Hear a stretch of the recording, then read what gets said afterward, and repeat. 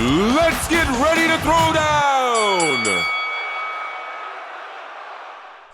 So there's always a market. There's always a market, right? Because there's this idea that if there's one end of the market, the other end of the market is not being represented. Right? Well, and you just brought up an important. You reserve your judgment for like cantaloupes in the grocery store, right? Basically, if you're throwing judgment, you're just putting roadblocks up to sometimes the chaos that actually works out there. Sure, maybe it doesn't resonate with you, but if you see success, recognize it, right?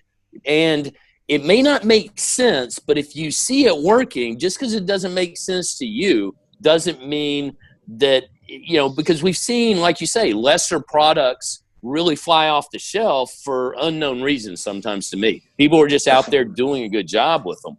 Yeah. And so I sit back sometimes and I marvel at how successful some people are, and I just don't get it, right? Yeah. And that's the key to sometimes unlocking this paradigm of, do I have to know so much about the product? Do I have to do this? Do I have to just sometimes throw care to the wind and go have a conversation, right? Yeah. And ask if it makes sense to it doesn't have to make sense to you. It has to make sense to the person you're talking to.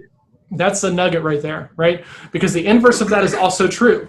Right, because if they're going to buy for their own reasons and their own value sets, they're also going to say no on those same value sets. And the best thing that you can do is try to figure out, is that reason anchored in reality, or is it just something due to like misinformation or bad expectations or something else like this? Because they're going to buy and not buy for their own reasons. And your job as a salesperson is to help them figure out what that decision is, so that way they are clear about what they actually need at the end of the day.